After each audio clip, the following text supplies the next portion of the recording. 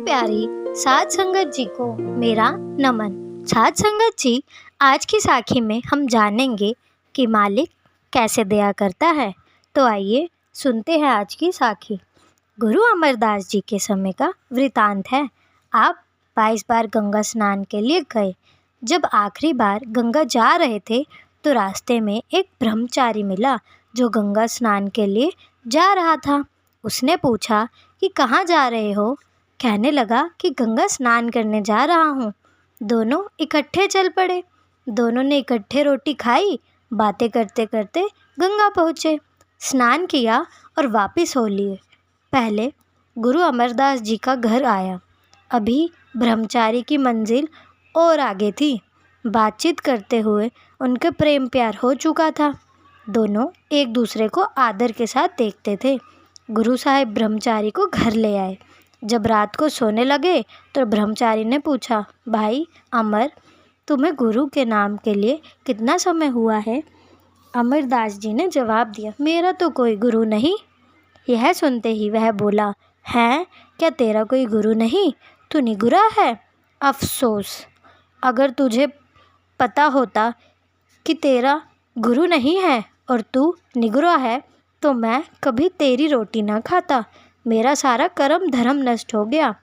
यह कहकर वह बड़े दुखी दिल से उसी वक्त अपना बिस्तरा लेकर चल पड़ा। जब वह चला गया तो अमरदास जी को बहुत अफसोस हुआ।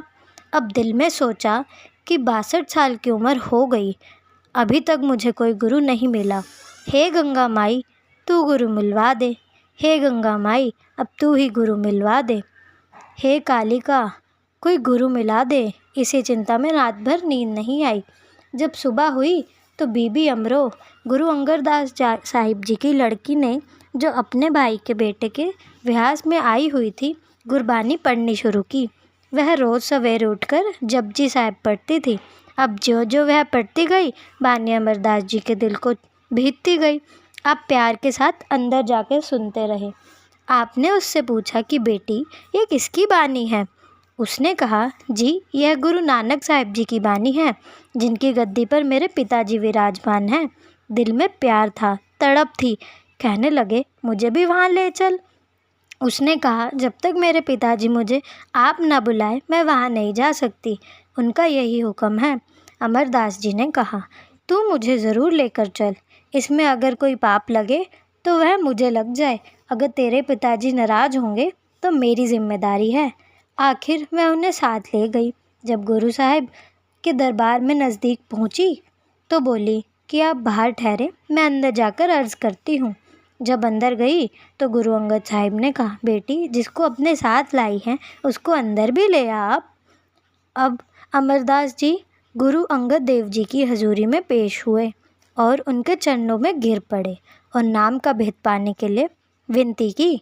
गुरु अंगद देव जी, जो अमरदास के प्रेम की तड़प और उनकी योग्यता का ज्ञान था, इसलिए गुरु अंगद देव जी के उन्हें शिष्य स्वीकार कर लिया और समय आने पर उन्हें अपने रंग में रंग कर अपना स्वरूप बना लिया और अपना उत्तराधिकारी नियुक्त कर दिया।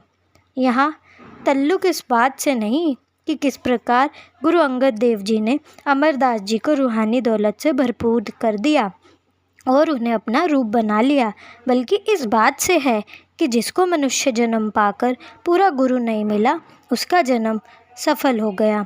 वे अभागे हैं जिनकी सारी उम्र गुजर गई दुनिया के काम करते हुए, लेकिन अब तक पूरा गुरु ना मिले। सो साध संगत जी, वह अभागे हैं जिनके पास गुरु नहीं है। पर हमारे पास तो हमारे इतने प्यारे बाबा जी हैं ना, जो हमारे मित्र, हमारे बड़े बनकर हमें समझाते हैं, तो हमें भी चाहिए उनकी बातें सुने। सद्गुरु के बिना हकीकत का भेद नहीं खुल सकता। ना कोई मन माया के बंधनों से छूट सकता है और बिना शब्द के ना कोई मालिक से मिल सकता है। केवल सद्गुरु ही सूरत को शब्द के साथ जोड़ सकता है।